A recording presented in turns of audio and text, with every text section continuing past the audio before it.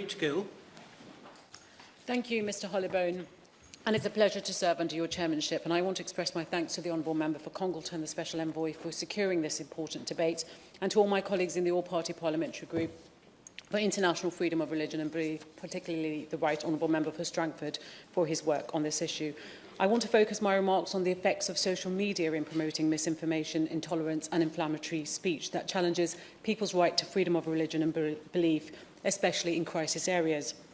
The danger of social media companies in these areas has been noted by the companies themselves. A Meta company worker said in 2019, "We have evidence from a variety of sources that hate speech, divisive political speech and misinformation on Facebook are affecting societies around the world. We also have compelling evidence that our core project mechanics such as virality, recommendations and optimising for engagement are a significant part of why these types of speech flourish on the platform. It's partly why Labour repeatedly warned that the government's online safety bill may not go far enough in its focus on content rather than social media platforms' business models. In 2021, many fake social media accounts pretended to be #real Sikh members of the community in India. A groundbreaking report by Benjamin Strick of the Centre for Information Resilience, reported by the BBC, found at least 80 fake accounts, many using profile pictures of celebrities, posted divisive posts seeking to discredit Sikh political interests, such as the farmers' protest, often labelling them as extremist or claiming their infiltration by extremist groups.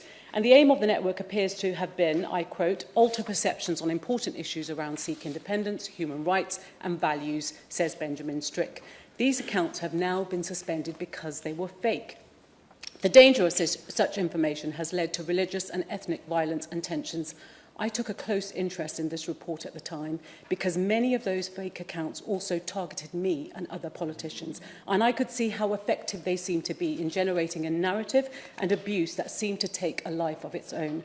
While I have no problem with individual voters challenging me on X, it comes with the job. I'm concerned when it comes to politically motivated misinformation campaigns that appear to have money behind them and are coordinating across platforms at a large scale.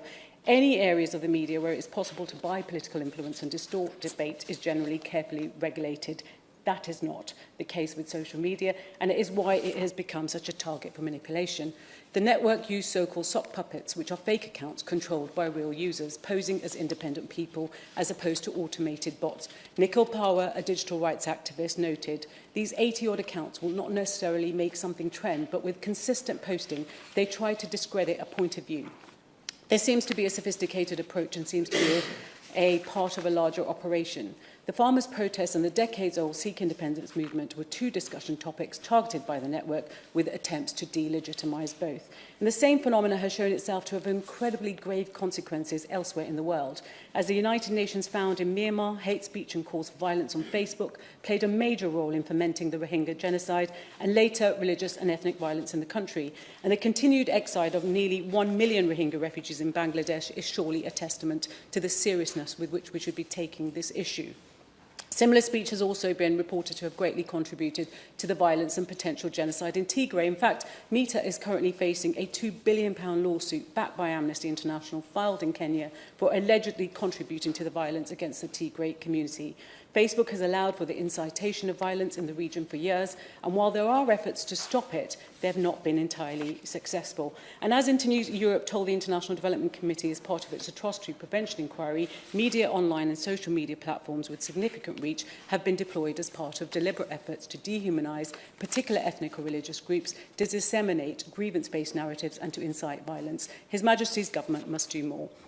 More must be done to enforce respect for folk throughout the world, and most particularly inside the United Kingdom and in partnering nations. When we see persecution and hate still rife across the world, it is incumbent upon us all, as parliamentarians from all sides of the House, to reaffirm our commitment to the values and principles set out in the 2021 G7 Summit communiqué, which specifically referenced freedom of religion or belief for the first time, as the Prime Minister himself absconds from the role of international statesman that British Prime Ministers used to hold, failing even to show up at many of the international fora where issues like war will be raised. I hold out hope that his ministers will take a stand for human rights in his stead. Thank you. Foster.